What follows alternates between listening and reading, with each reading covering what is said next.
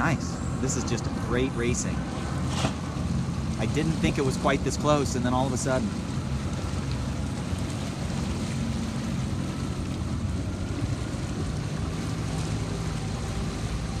We're about to go upwind here. I just want to get one more look at comparing where their booms are. I'm going to say Sammy was trimmed tighter than Calvin most of the time, but I don't know. Spinnaker trim looks very even. Make sure the jibs aren't too tight, you guys. Too tight a jib and you suffocate the main. It makes the main luff. And, oh, she's in this bad air. Cool, this was fun. So our goals for Sammy on this one is to not bear away when the boat gets flat. And I'm going to try to get Alice to keep the boat heeled to leeward a little bit more. I don't ever want to heel to windward. The boat just turns. If you heel to windward, the boat wants to turn down. And then all of a sudden, whatever she's doing back there, if it doesn't match up, it's an immediate loss. So we don't heel to windward. Bottom remains quite flat. I don't know. Hard to tell. Let's see how. Right next to Calvin and Carter, and we're losing trees big time to her. She's ahead. It's good that we're sailing in the channel here because we've got to do it with all the other boats. And okay, the leech of his jib looks looser than it was on the last beat. Remember, he was faster upwind on our first beat. And the leech of his jib is looser. He's outside the spreader tip, so he's busted. Sunday Magic, Mark Shaw. See, she's inside the spreader, and he wasn't. Well, she's right at the spreader tip, so that's all right. You can see that when you get to the top of the swell, the boat goes launching from left to right.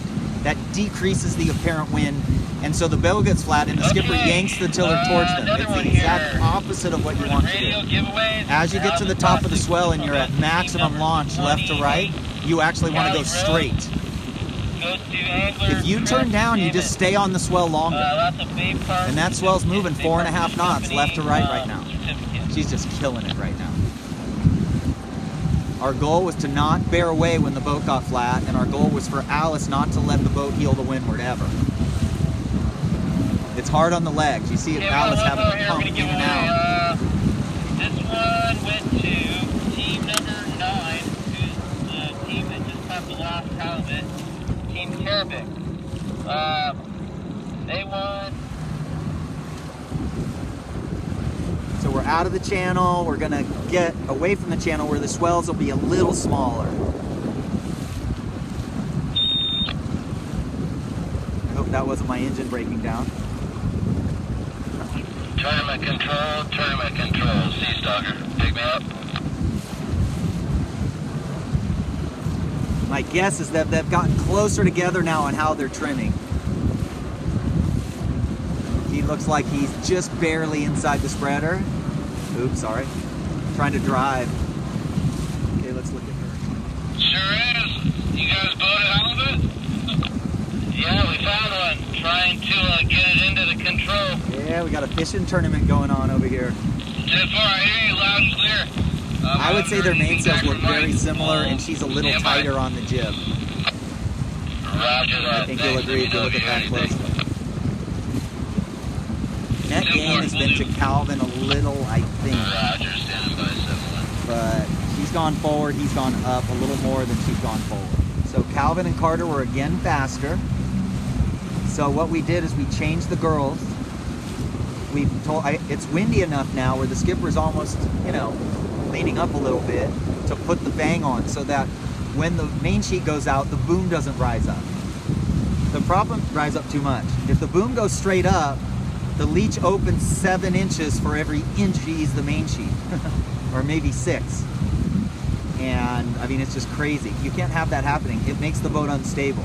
When you ease the main, you want the sail to maintain a wing shape and just go in and out more so that the boat doesn't heel to windward when you ease it. Okay, I think that they're better this time than they were. They reset up, and these guys have gone, they're better than they were. They weren't losing as much. So again, they put a little bang on now, and she let her jib out actually. Her jib was too tight, it was stalling the main. Every time the main would go out, it would luff, and again, the boat would heel to windward. You're looking for stability. The bang on and the jib just that tick looser made the boat more stable. So Alex isn't having to move quite as hard. RBB over. Tournament control. Okay, so we swap sides for starboard tack. So what we're gonna do is we're gonna have her sail to windward of him on starboard. When we go back on port, we're gonna have her again leeward in ahead. Our speed test now, what we're trying to do is line up our bow of this windward boat with the stern of that boat. We're not quite there. She's actually a tiny bit too far back and a little too far apart from what we'd ideally like. But right now we're just working on a little bit of feel, letting her kind of find her groove with a little bigger gap.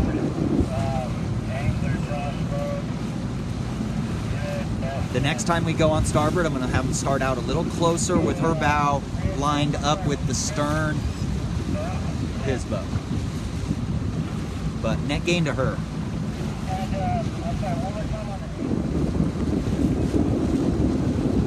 Again, I'm gonna say the mains look very similar. It looks like he's not moving as much as her maybe right now. Earlier he was moving more, and now it's like he's stabilized a little, so I'm not really sure of the effect.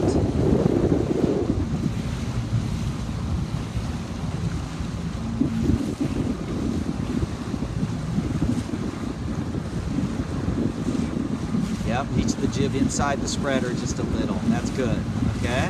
We'll go back and compare to what she looks like. Okay, she looks like she's looser than she was on the first upwind, but still inside the spreader or lined up perfectly with it. So that looks pretty good. The jib might be breaking at the top first. That's interesting. Let's go look at that. You tell me. It looks like it's breaking evenly to me. It hasn't broken yet, so they haven't luffed yet, but definitely not luffing at the top. So that's probably plenty of jib sheet.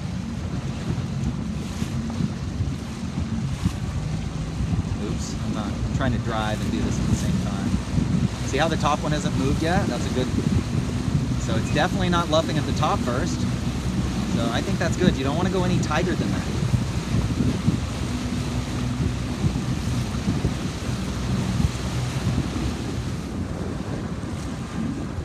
So this is a pretty good setup. She's a little bow forward, but you know, just when you guys go out and practice, make sure you're doing 2 or 3 boat testing once in a while, not all the time. The problem with 2 or 3 boat testing is everybody's so picky about their lineups. And you don't get a chance to pick your lineups in races, so we got to go out and just race. Even if you get burned on this lineup, it's just practice. You're trying new things. I think we've made Sammy a little faster, so we're going to look at that. After, what we'll do is we'll have her tack in about 2 minutes and we'll see how she did here. But my guess right now is that she's going to come out again close. Whoa, was that a sea lion?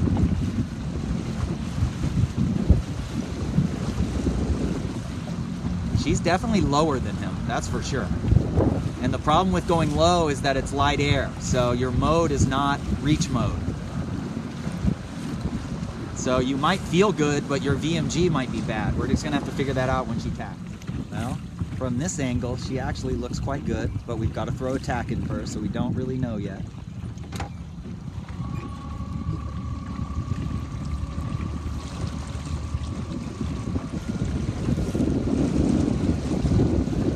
Okay, Sammy, I want you to tack in the next 30 seconds. So give her a chance to pick a spot, and then we're gonna figure out how we did on our speed test here. My guess right now, obviously, and her guess is that she gained. But let's just see. Gained a little. Okay, pretty downwind, we split huge, and you can see how much the guy's gained. And if you look at the land behind, you're gonna see us losing trees. We just lost a white building, and so that definitely means he's way ahead. I mean, we're losing trees extremely quickly. If I were gonna match him, if I was on a collision course with him, it would look, let me get out here just a little way. Let me get way ahead of Sammy, so I know I'm at least in a parallel universe here. Okay, I'm gonna go about the speed of a 29er. And I'm looking at the land. And right now he's gaining trees on me still, quickly. Let me try to get on a collision course with him. Look at the land behind. Right now, these guys are sailing good. He just creamed her. Okay, right now I'm on a collision course with him. Yeah, right now I'm crossing him. I'm making trees. Oh, yep, I'm still making trees. I'm making trees. I'm making trees.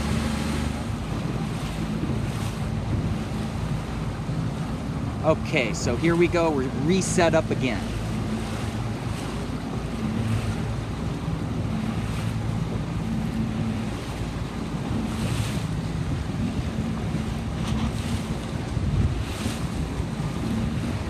Okay, our mainsails look very similar, I think. Very powered up, loose Cunningham's boom high. I'm not saying we have to sail with the boom high, but I really don't like the way the kids sail lazy on the Vang.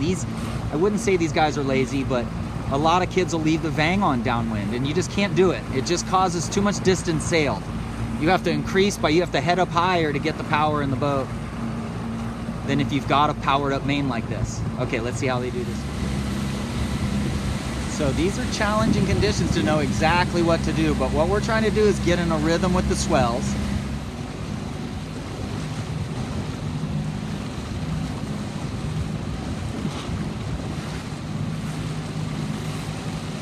Little too far back in the boat, so work on the lighter jibes. If we're going to come out of a jibe light, you're in your position as you cross the boat, and then as you switch sides, you're actually trying to keep yourself forward. It's not easy to keep the stern from pooching. Now, I think you've gained a lot. So the last time, those guys gained a bunch, and this time, we gained a bunch, and it wasn't much different technique. I'm gonna try to get her to actually have Alice slide out 3 or 4 more inches and hike in the puffs, and her, as she turns down a little, she's keeping the main in actually. The wind surges forward as you surf fast, so you are pulling the main in a little. Ooh. Hello. I think she sailed better, and so that's why she crossed ahead of him. You know, and she had a little more wind that time. The other time, I think the other guys got a little wind shift and had a little more wind. So as you speed test, you can't, we've only done 2 here, so you can't put too much into it. After 8 of these crisscrosses, we can start to make some conclusions.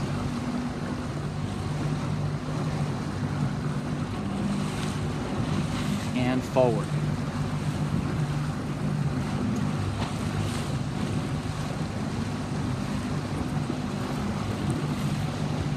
On port tack over there, so that indicates to me the wind has shifted to the west.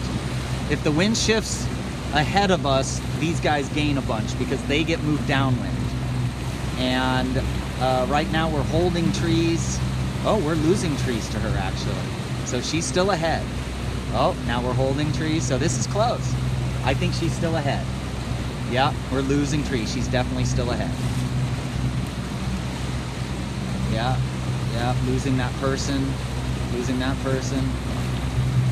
Now his move here, now that he knows he's not crossing, is to jibe ahead and to windward. Oh, she wants to go back that way. So that's good because she knows the wind shift. The wind shift is... Overall, this is a big gain for Calvin. Okay. Yeah, baby. Mambo swells over here. This little channel's famous for America's Cup boats hitting the bottom over here as they surged in on like 12, 15-foot swells. And when we were kids, this was our laser spot when we were over here at junior regattas. And we sailed our sabots out here a couple times on big days when we were in our teens. Okay, she's still ahead. She made the move that I told him to do. She made that move on him. She showed a lot of confidence and put him in. There she goes again, ahead into windward. He gained though. He can survive here. He's got to be careful not to stall his main. You see how his leeward telltale on his main is completely swirling around? Look at that, leeward telltale on the main. It's got to be swirling, but not swirling all the way 360.